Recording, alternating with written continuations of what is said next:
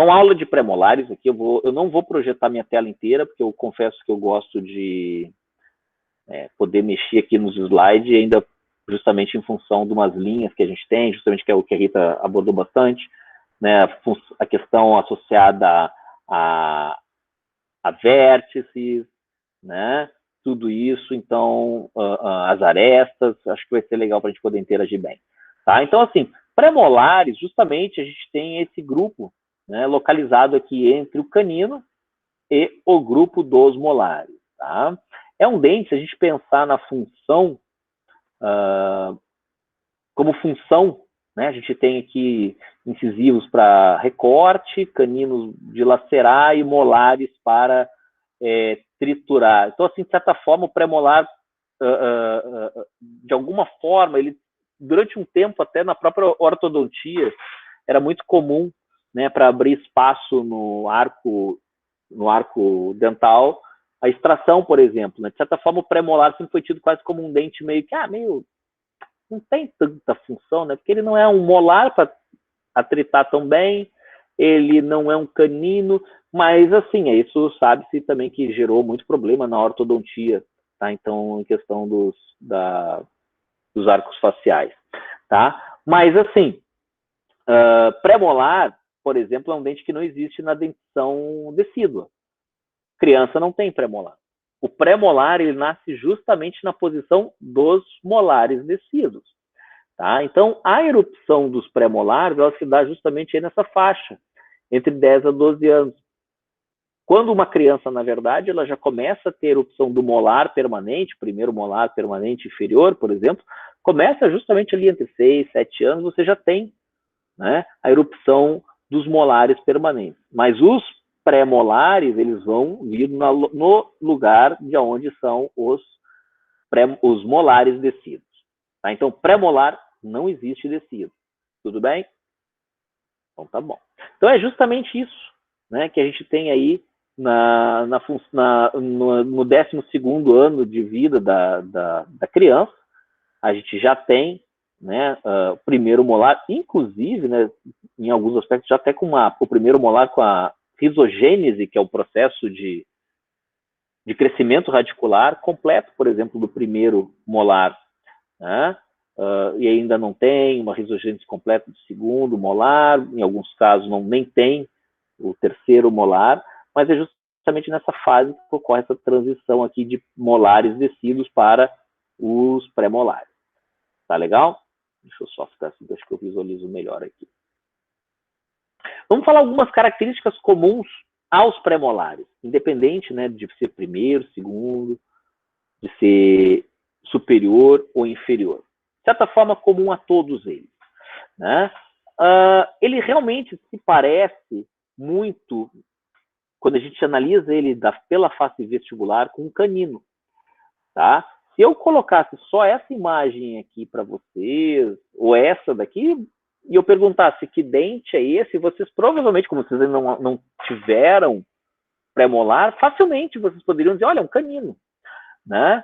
Então, assim, a vestibular realmente é muito parecida. Convergência das bordas proximais no sentido do colo.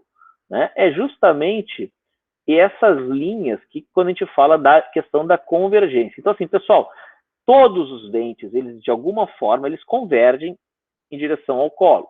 Isso aqui é muito comum, então, no livro do professor Catizano, né? Então, essas questões que são bem características anatômicas. A gente fica relatando. Né? Um anatomista humano, por exemplo, o que ele fica detalhando? Olha, né, a forma anatômica por meio da escrita. Tá? Lógico, a imagem para a gente facilita muito. Então, assim, de certa forma, todos os dentes convergem com relação e no sentido do colo. Alguns mais, outros menos. Por exemplo, os molares eles já são menos. Né? As paredes, normalmente as partes proximais, a gente tem muitas vezes o lado distal um pouquinho mais inclinado do que o lado mesial. Mas sempre há uma convergência. Então, o que é um caractere comum? A convergência no sentido cervical, no sentido do colo. Né? No caso de um dente superior, assim. Se fosse num dente inferior, a gente ia ter o inverso. E aí a gente ia ter nesse sentido aqui. Né? A gente teria um giro aqui. Tudo bem até aqui? Agora, isso aqui é importante, justamente quando vocês forem fazer as esculturas de vocês, que agora vocês estão começando, quando vocês olharem um dente, e se vocês olharem de frente e ele estiver tanto a mesial quanto a distal, por exemplo, assim, e vocês perguntarem, professor, o que, que eu posso melhorar? Professora Rita, o que, que eu posso melhorar? A Rita vai, a primeira coisa que ela vai dizer para vocês, ela vai dizer, olha, quais são os caracteres comuns aos pré-molares? Aí você vai ficar olhando assim com cara de paisagem, né? Assim, tá, e aí? Poxa, é só fazer isso aqui. Então, é muito, de certa forma, às vezes dá um pouco de frustração quando o aluno chega pra gente, vai mostrar uma coroa, e a coroa tá assim, parece que eu digo, parece um sorvete que tá derretendo, né? Tá caindo, desabando para os lados. Poxa, a pessoa não consegue visualizar que isso aqui está convergindo. Não, eu tenho uma dificuldade de entender, mas não estudou, o professor não falou. Então, assim, presta atenção. Todos os dentes vão convergir em direção ao colo. Tá? Ninguém é para chegar com um dente derretendo. Tá legal? Um sorvete derretendo. Tudo bem? Até aqui? Contorno cervical côncavo em relação à oclusal. Vamos entender melhor isso. O que é, né, um contorno cervical côncavo? O que é côncavo? Né? Faz uma concavidade em relação ao plano oclusal. Tá? Então, assim, lógico, quando a gente vai evoluindo para dentes mais posteriores, lógico, essa concavidade vai diminuindo, porque o dente vai alargando e vai aumentando. Aqui, quando chegar nos molares, ele já tem um diâmetro bem maior aqui no sentido mesiodistal, né? Mas esse contorno aqui, a gente saber fazer, visualizar isso, a gente também tem que compreender que isso aqui se dá em função tanto da posição, deixa eu puxar só aqui rapidamente essa imagem, não apenas do dente, tá? Mas também da onde esse dente está inserido. Porque isso aqui é o que a gente vê, né? A coroa. Isso é o que a gente vê no dente saudável. A gente vê isso aqui tudo recoberto. A gente não visualiza. Tudo bem que eu estou vendo de lado, mas se fosse de frente, a gente, um dente saudável, numa posição normal, a gente não deveria visualizar a raiz, a parte radicular. Ela deveria estar recoberta por parte gengival. Mas só a gengiva só recobre aonde tem osso. Então, muitas vezes, a gente acaba vendo, e vocês, agora eu estou falando isso porque vocês vão chegar num dado momento, vocês vão começar a visualizar um site, a internet, hoje tem muito mais imagem do que há alguns anos atrás, aí vocês vão olhar um dente, meu Deus do céu, totalmente deformado, às vezes o dente está girado, às vezes o paciente já perdeu muito da sua estrutura de suporte, e aí essa coroa que está aqui, né? É muito difícil vocês chegarem ali o paciente padrão UF e chegar um paciente, né, de mais, vamos botar assim, a faixa aí mais de 60 anos, que tenha todos os dentes, todas as posições bonitinhas. Dificilmente, o paciente mesmo saudável, né, ele vai tendo ao longo dos anos também um processo de alteração. Tudo isso vai alterar em função de reabsorção óssea, né? Então vai tendo paciente, por exemplo, mulher, não é muito comum, entra na menopausa, perda de suporte de cálcio, se não fizer um devido acompanhamento, né, ela tem uma redução bem grande do suporte ósseo, você começa a aparecer retrações, muito comum. Tá? E aí, lógico, a coroa vai dar um aspecto de mais alongada, tá bom? Então isso aqui é importante a gente falar que também tudo vai mudar em função também do período, né, de vida das pessoas. Lógico, hoje você vê uma pessoa com 80 anos, aparece um teclado de piano, mas lógico, usou prótese, usou lente, né? Muito comum hoje, botar lente de um formato mais genérico. Ainda vocês são leigos. A face lingual, se eu puder olhar com um espelho, aqui já muda em relação ao canino, né? Ela tem um contorno semelhante à vestibular, mas vocês podem ver que o que aconteceu aqui, pessoal, nos premolares? Olha aqui, no canino, a gente já tem uma proeminência maior do cíngulo, que quando chega aqui na altura dos pré-molares, aquele cíngulo, ele já é, na verdade, a formação agora de uma nova cúspide. Então, os pré-molares, aqui eu estou olhando os pré-molares superiores, eles são bicuspidados, ou seja, já tem mais de uma cúspide. A gente vai entender, aqui é importante salientar que um dos pré-molares, o inferior, o segundo pré-molar inferior, ele inclusive tem até 3 cúspides. Tá? Mas de uma forma geral é importante que vocês entendam isso, que a gente sai de um canino que tinha uma cúspide e passa para os premolares, onde a gente tem agora, no mínimo, né, 2 cúspides. De forma geral, genérica, 2 cúspides.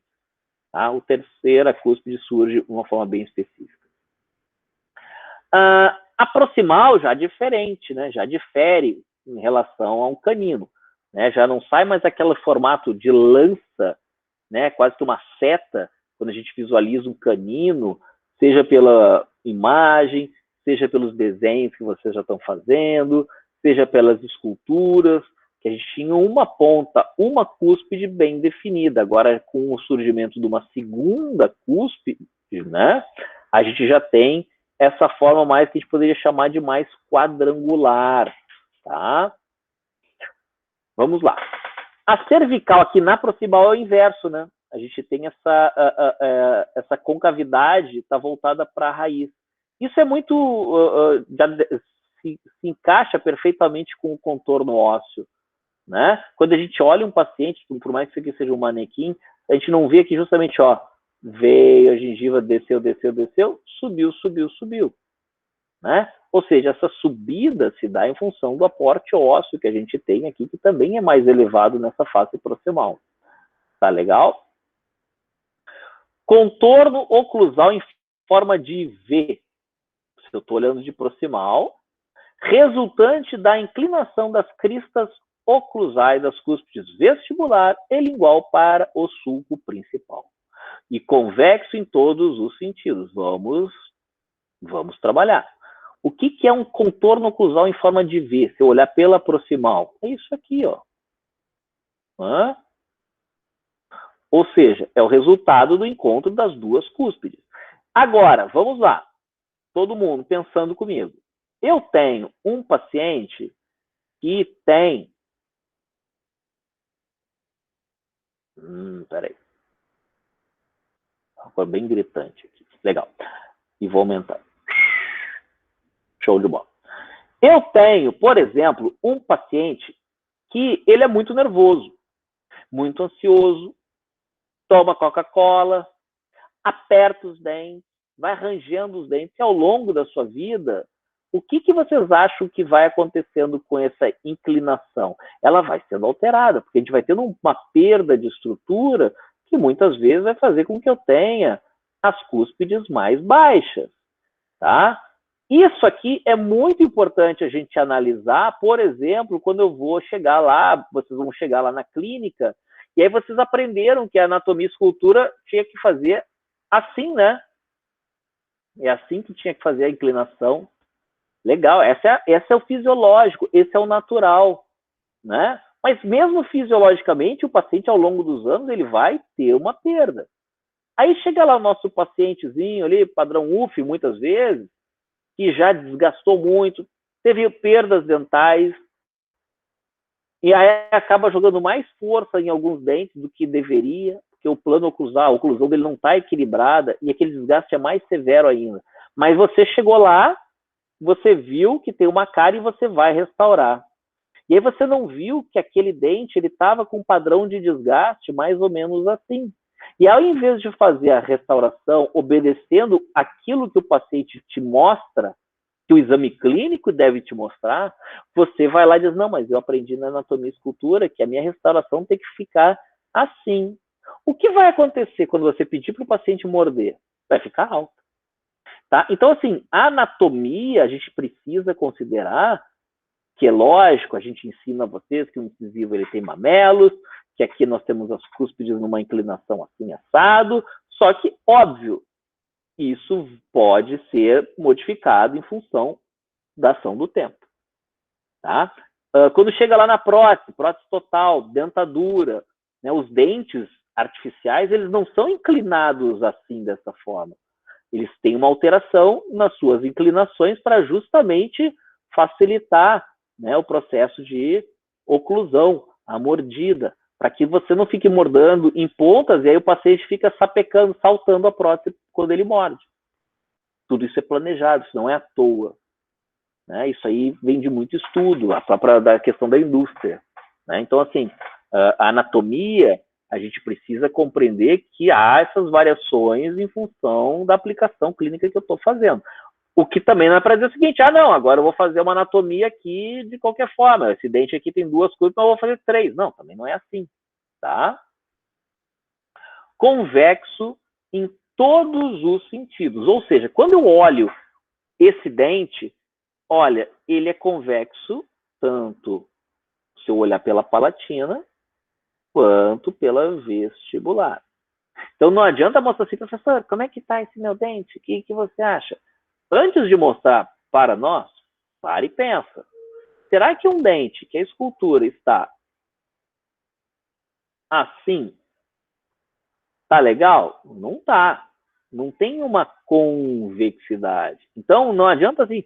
Às vezes o que acontece, a pessoa olha, ela visualiza isso aqui, às vezes não sabe se expressar e vem perguntar para a gente, assim, professor, como é que está meu dente? Aí a gente fala, olha, falta convexidade na vestibular. Aí você olha para a pessoa assim, entendeu? Aí a pessoa te olha, aquele assim, o olho da pessoa te diz, a pessoa não entendeu. Mas aí a pessoa diz, entendi. E volta lá para sua bancadinha, e aí volta, aí você pensa assim, bom, se ela entendeu, ela vai entender que, na verdade, ela desgastou demais, e agora ela vai ter que dar uma compensadinha. O que ela vai ter que fazer lá naquele dente dela? Já desgastou. Vai ter que fazer aqui, desgastar um pouquinho mais aqui, vai ter que desgastar um pouquinho mais aqui, né? Para tentar dar um ar ali de uma certa convexidade. Beleza. Você imagina que a pessoa vai fazer isso, que ela disse que ela entendeu. Aí a pessoa volta como? Reto. A pessoa não entendeu. Às vezes ela desgastou igual, só desgastou mais. Então, gente, convexo, convexo. Tá legal? Então, assim, o desenho tá ali, não é para você sair fazendo copiar o do amigo ou do livro e fazer de coisa. Você tem que entender o que você, perceber o que você está fazendo. Tá? A mesma coisa a escultura. Eu tenho que entregar 18 dentes para semana que vem, que eu não fiz nenhum até agora. Faz de qualquer forma tal, e não processa o que está fazendo. É muito comum, quando vocês chegarem mais à frente, a gente às vezes bota lá, a gente botou uma vez um curso de extensão gratuito para os nossos alunos de anatomia e escultura. E era para ser assim, meia dúzia de vaga para recém-formado, era, né, pessoal dentista. Lotou de dentista. Todo mundo querendo fazer. Por quê? Porque não treinou, não percebeu, ou passou, né? Nesse momento vocês ainda estão muito na fase inicial. Então, por isso que é importante vocês tomarem nota, fazerem anotações. Tá? Não pense que eu, quando vou, às vezes tem que fazer uma coisa mais elaborada, de escultura, anatomia, não vou analisar, não vou fazer uma análise visual, não penso, não, vou fazer uma restauração, eu visualizo uma imagem de um mapa, tá? Em forma de um plano bidimensional, para jogar isso para o tridimensional. E aqui começa a entrar aquilo que a professora Rita já falou bastante. Agora começam a entrar outros elementos. Cada cúspide ela tem que ser encarada, acho que eu tenho aqui uma imagem mais para frente, como se fosse uma pirâmide. Tá? Encarem uma cúspide como se fosse uma pirâmide. Acho que está aqui. Não. Eu tenho uma imagem da pirâmide, chega agora. Deixa eu só ver se eu botei ela. Tá bom. Pirâmide, pirâmide, pirâmide. Enfim. Vamos lá. Quando eu falo que cada cúspide deve ser encarada como uma pirâmide, a gente tem que imaginar que o vértice dessa pirâmide é a ponta da minha cúspide. A gente passou aquele exercício do caderno para vocês, que vocês têm no caderno de vocês, para marcar aresta longitudinal, não é para olhar para o lado, um amigo meu colou lá e botou e disse, aqui é aresta longitudinal. Não é para você compreender. E aquilo ali a gente procurou fazer a visualização, tanto pela face oclusal, quanto pela vestibular, quanto pela palatina ou lingual, para que vocês percebam que, por exemplo, uma aresta, ela vai me dizer muito tanto da face oclusal, mas também vai influenciar muito quando eu olho pela frente.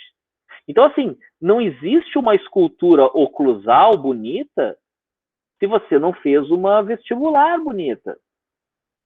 Não existe uma vestibular bonita se você não fez uma oclusal bonita. Então, assim, não existe uma anatomia bem feita, funcional, se a gente não visualizar, imaginar isso, né, de uma forma dinâmica.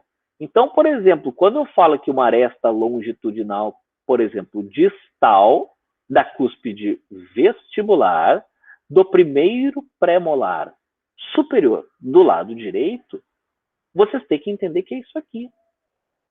De novo, aresta longitudinal, porque uma cúspide ela vai ter sempre duas arestas longitudinais. Uma para a parte mais distal dessa cúspide, aqui é distal. Como é que eu sei, professor, que essa é distal? Por causa desse contorno aqui. Esse contorno é o tipo de contorno que o dente 14, o primeiro premolar superior, tem na sua parte mesial. Eu sabendo disso, eu já sei. Bater o olho, eu já sei.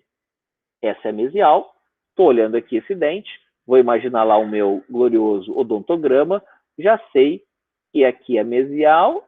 Primeiro premolar, só tem que saber. Isso aqui é o primeiro premolar superior. Já vou explicar para vocês como. A mesial está aqui. Estou olhando essa imagem, já sei. É o 14. Se tivesse do outro lado, eu já ia jogar. Não, é o 24. É do outro lado. Tá? Então, quando a gente falar para vocês, olha, professor, como está a minha escultura? Aí a gente vai dizer o seguinte, a sua aresta longitudinal mesial da cúspide vestibular, opa, então agora é aqui, você tem que saber, aresta longitudinal mesial da cúspide vestibular. Essa é a cúspide vestibular, ela tem um volume maior do que, no caso aqui, a cúspide palatina. Tá? E a professora Rita também salientou bem, né? Que a gente tem uma aresta transversal, ela vem, atravessa, ela sobe e desce. Olha, onde é que está a minha aresta transversal aqui? Por isso que a gente faz a imagem? Está aqui, né? Ó, então pega aqui a cúspide vestibular, tem aqui, ó, subiu, aresta transversal, né? Da face triturante, tritura, e aí ela desce. Então a gente tem aqui também a aresta transversal que vem aqui para a face lisa. E aí a gente tem justamente cada um dos lados, a gente tem uma vertente, uma rampa. Olha aqui a pirâmide sendo formada. Se aqui está o vértice, está aqui cada uma dos ângulos, né? Então, que são formados pelas arestas. Cada pirâmide a gente vê que tem 4 faces triangulares. Cada uma dessas faces é chamada de vertente, que pode ser lisa, e essa parte aqui, na verdade, eu já estou visualizando o quê? Aqui, ó, por exemplo, a face vestibular. Ou eu posso estar vendo aqui a face palatina.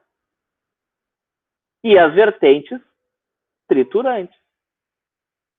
Por isso que a gente está fazendo aquele exercício, para que vocês se acostumem a visualizar, por exemplo, que o vértice, como o vértice está aqui, eu tenho um elemento que está aqui, eu tenho um elemento que está aqui. Ou seja, não adianta eu pegar um cotoco reto e achar que eu vou pegar meia dúzia, de fazer meia dúzia de traço, risco que estou fazendo uma escultura bonita.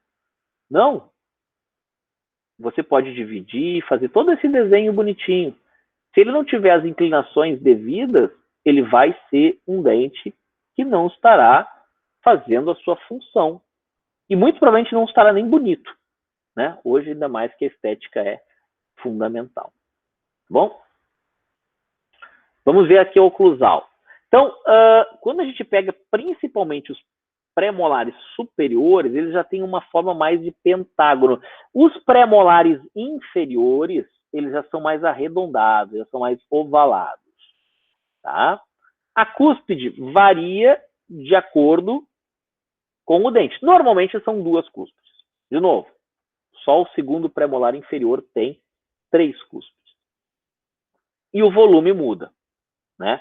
Por exemplo, a gente está vendo aqui um primeiro pré-molar que o volume vestibular, da cúspide vestibular, é bem maior do que o da cúspide palatina.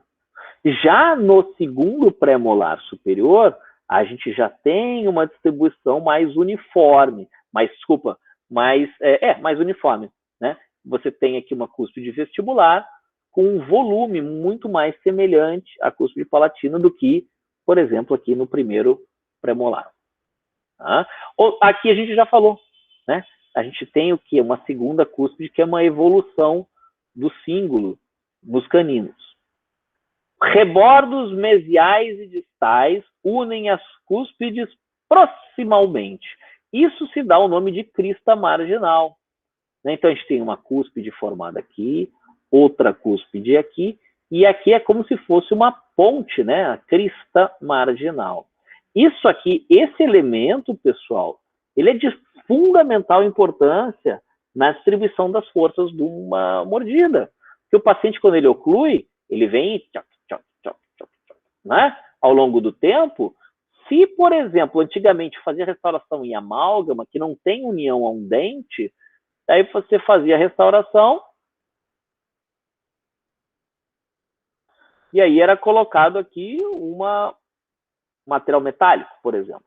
Ao longo do tempo, mordendo, mordendo, mordendo, essa cúspide aqui, ela tende a, né, essa aqui tende a defletir para cá e essa para cá. Então é muito comum a gente pegar, às vezes, a restaurar um dente, fazer uma troca de uma restauração quando ela precisa, e de amálgama, e muitas vezes você olha o dente está cheio de trincas. Né? O pessoal até chama síndrome do dente rachado. Né? Oriundo do quê? Desse esforço constante. Então vão se propagando trincas. Por outro lado, quando a gente pega, às vezes, visualiza uma restauração que é só aqui no meio, vocês vão aprender o nome dessas classificações, classe 1, né? Se eu pegar aqui uma restauração que é só uma bola de material aqui no meio, eles tendem a durar, essas restaurações duram muito tempo. Muito tempo. Por quê? Porque a crista marginal foi preservada. Então, a crista marginal exerce uma função de biomecânica fundamental, tá? Na distribuição das mordidas. Então, quando a gente tem a mordida, vocês vão aprender depois com o professor Vladir, por exemplo, lá na oclusão, né? Ninguém morde batendo os dentes, todo mundo junto ao mesmo tempo. Né? Ninguém fica mordendo, parece batendo palma, né? Tudo toca ao mesmo tempo. Não, você tem pontos específicos, tá? E justamente isso aqui está biomecanicamente preparado para isso. À medida que a gente vai tendo a formação de cárie, ou necessidade de ser imaterial, enfim, se não tiver uma boa distribuição de força, a gente vai tendo cada vez mais uma distribuição maior do elemento dental, tá? Legal, legal. E aí a gente tem os sulcos principais, é o que a Rita estava falando ali, né? Separando as cúspides no sentido mesio-distal. Então, eu separo aqui a cúspide vestibular da palatina aqui. Então, está aqui esse sulco, por exemplo, proximal, sulco principal. Esse sulco principal, por exemplo, já aqui no primeiro, pode ver, ele já é mais extenso. Então, tudo isso eu tenho que prestar atenção quando eu estou fazendo uma restauração. Ou quando eu estou fazendo uma reabilitação no meu paciente, eu preciso fazer um enceramento, diagnóstico. Tá? O meu protético faz, eu não tenho tempo, eu não vou fazer, nem habilidade, mas eu tenho que entender aquilo ali. Tá? Então aqui está o sulco principal, separa as cúspides, tanto da vestibular da palatina. E aí nós temos o que a Rita já abordou, os sulcos secundários, né, que partem do sulco principal e invadem as outras faces. Aqui tá bonitinho, ó. Tá parando aqui, mas olha aqui, ó, o que eu vou fazer aqui agora. Ó, vem para cá, para cá, para cá. Fica muito apagadinho, mas esse sulco, ó, ele progride um pouquinho para cá e vem descendo. Opa, isso aqui não precisava. Então, esse sulco, podem ver, ele é dinâmico, né? De certa forma, ele sai da oclusal, mas ele, de certa forma, ele invade a face vestibular. Opa! Isso vai dar origem a quê? Aqueles sulcos, por exemplo, que parecem sulcos de desenvolvimento. Né? Você tem aqui uma reentrância, um sulco, que veio lá de dentro. Tá bom? Tudo bem até aqui, pessoal? E as fóssulas? Né? A gente tem fóssulas oclusais proximais. Então, nos premolares é muito comum a gente ter as fóssulas nas duas proximais, que é justamente esse encontro entre o sulco principal e a crista marginal. Então, aqui a gente tem fóssula aqui, tem uma aqui, tem outra ali.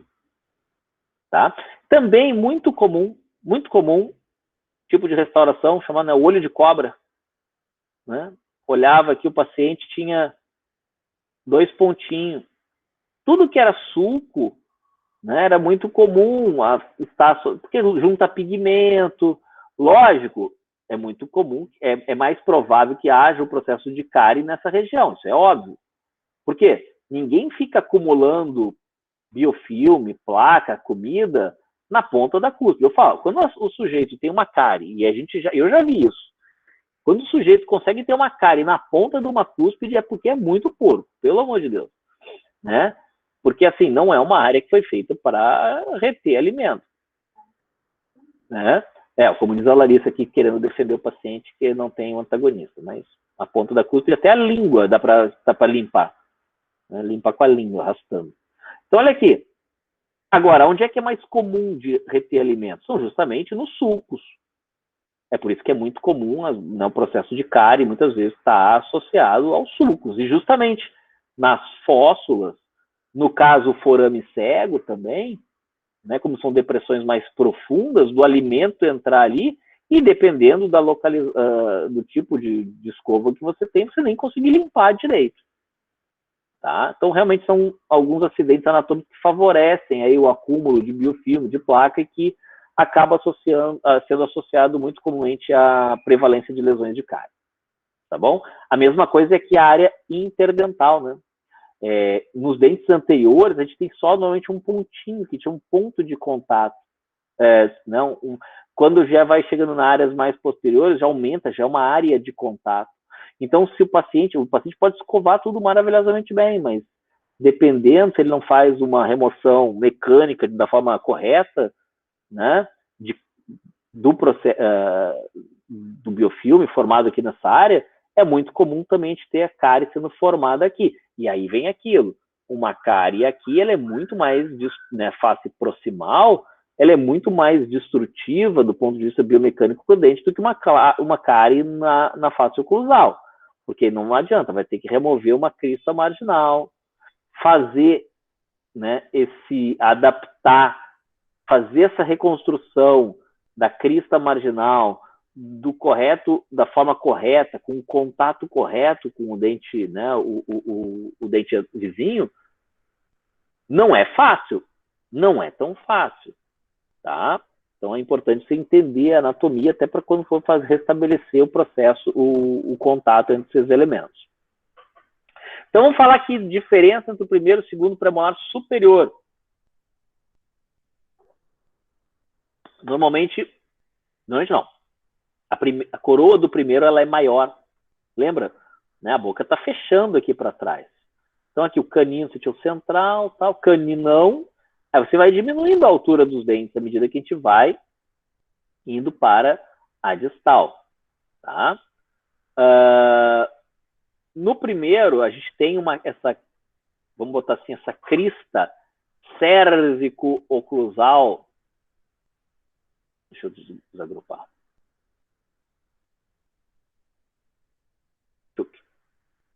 Levemente deslocada. Aqui, ó, para a distal. Mas assim, gente, isso aqui já realmente é uma bela valorização já da questão anatômica. Tá? Não é uma questão para vocês se preocuparem tanto. Fazer o básico já está ótimo. Enquanto no segundo ele já é mais central, esse volume aqui, né, central da crista. Tá? A lingual, tá? No primeiro, de novo, a cúspide palatina ela é bem menor do que a cúspide vestibular. Por quê? Vamos lembrar, o canino está aqui, ainda tem um cíngulo, surge como uma cúspide, aqui é uma cúspide já maior, mais volumosa. Quanto mais a posterior, maior é o volume da cúspide palatina. Tá bom? E aí, nas proximais, a gente vê justamente aqueles sulcos secundários que são aqui, ó, oriundos do quê? Daquele sulco central, por exemplo. Tá? É mais comum ver isso no primeiro, no segundo já não é tanto. Tá bom? Por quê? Vamos lembrar, vamos olhar. Não vamos pensar só aceitar. Olha o volume da crista marginal aqui, ela é bem mais volumosa do que aqui. Olha o tamanhinho aqui, o sulco central é bem menor do que aqui. Então aqui realmente o sulco central ele já está muito mais próximo das faces proximais. Tá? Então, realmente é mais fácil da gente evidenciar, né, um sulco vindo da face oclusal e indo para a proximal no primeiro pré, né, diferente do segundo. Tá bom?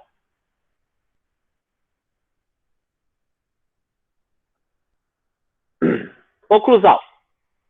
O primeiro é um pentágono irregular e o segundo um pentágono já mais regular. Lembre-se, olha aqui a imagem que eu falei, estou desenhando ali. Ó. O primeiro premolar, vocês podem ver, a gente costuma dizer, né, parece um feijãozinho. Ó. Então ele tem essa curvatura. Ó. Enquanto o segundo não tem. Tá? A gente já falou, né, da questão do volume, que o volume dessa cúspide é muito maior do que essa quando comparado a esse. E agora aqui, ó, no primeiro tem o desvio mesial. Vamos lá, o que é esse desvio, na verdade? Eu vou pegar o segundo premolar. Vocês vão lá e esculpir. Está aqui o vértice da cúspide. Aí, se a gente fosse olhar o contorno em volta, todo bonitinho aqui, ó, ele está bem, de certa forma, muito mais próximo do meio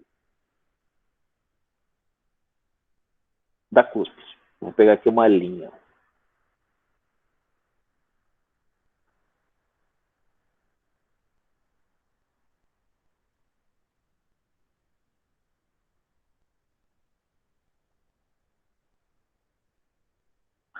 Pararam.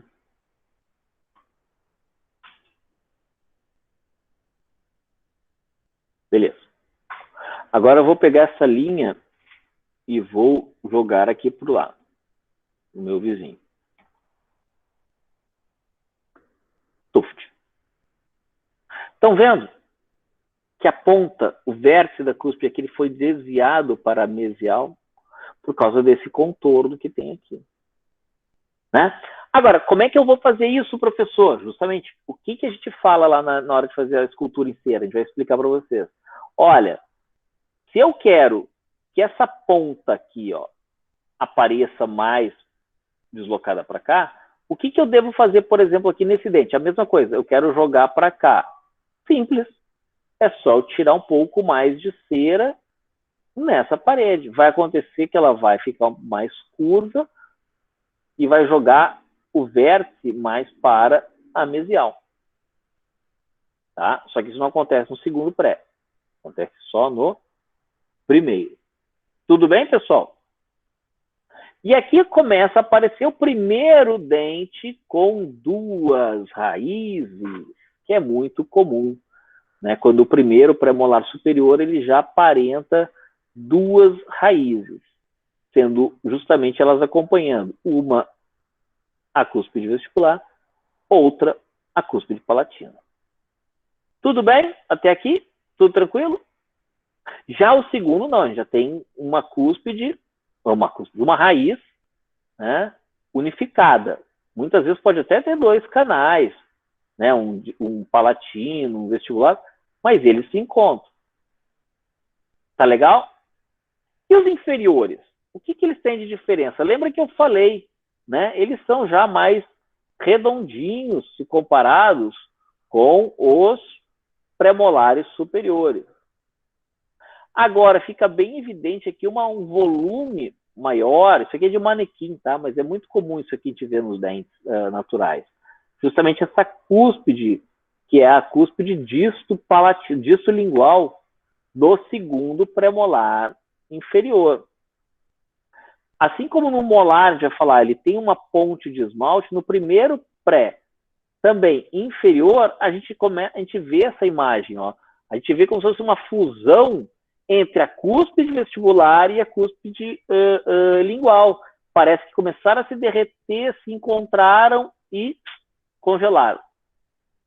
Agora aqui não, aqui você vê uma divisão clara no meio. Tá? Então a ponte de esmalte é isso. Tá? Essa fusão do esmalte. Tá? As proximais, a gente já vê, ela é um pouquinho mais trapezoidal se comparado com o premolar superior. Vamos lembrar, os molares superiores já são mais quadriculares. Aqui, a bossa ela é mais elevada, ela é mais proeminente. Cadê? Volta aqui. Tá vendo, ó? Tum. A bossa aqui cervical, essa ponta, ela é mais proeminente nos premolares inferiores do que nos superiores, tá? Oclusal. Primeiro, premolar oval. Já o segundo, ele também é oval, mas a gente já vê os bordos marginais mais paralelos. Não entendi, professor. Vamos lá, então. Vamos desenhar em cima. Aqui, o vértice, eu vou fazer aqui, ó. Né? Ele é oval, mas quase que circular. Agora, olha como aqui a gente já tem, até em função do volume, que aqui no caso ele aumenta em direção à posterior.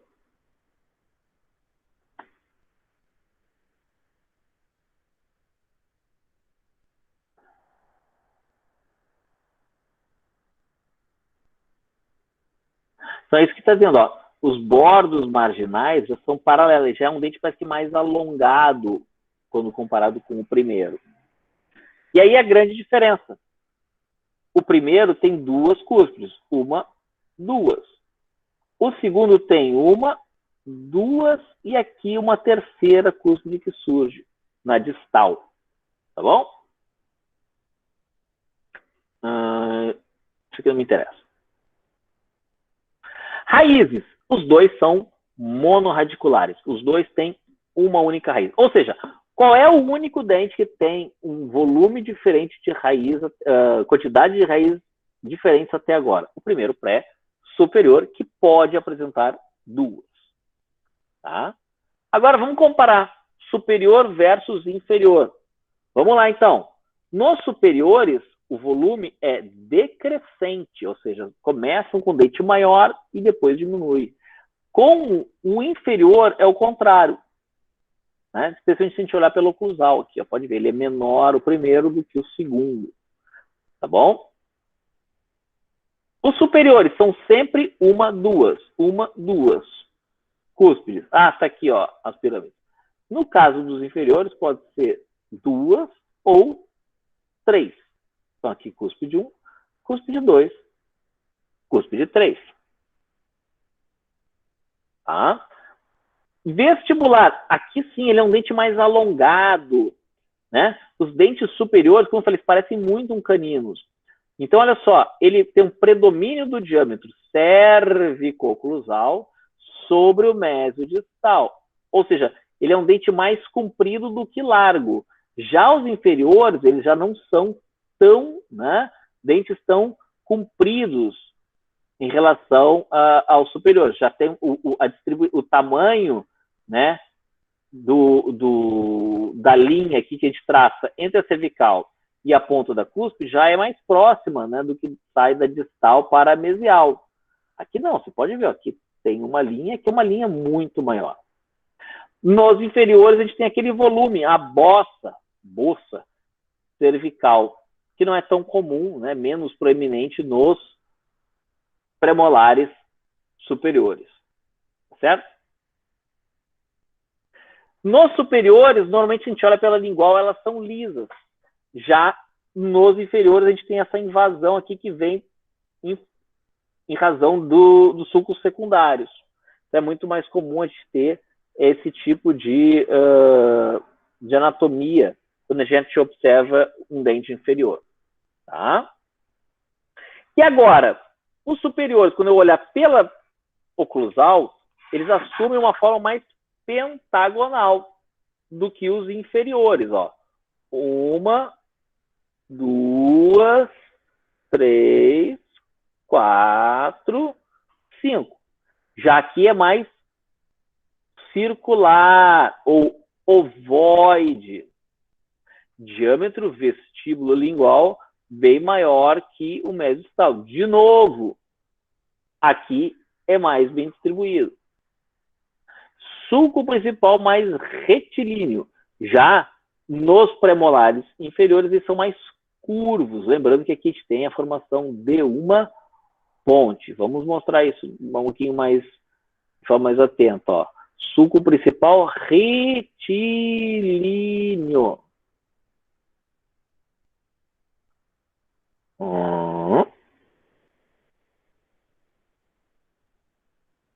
Oh, caramba. Aqui. Retilíneo. E aqui, a mesma coisa. Já aqui nos inferiores, a gente tem essa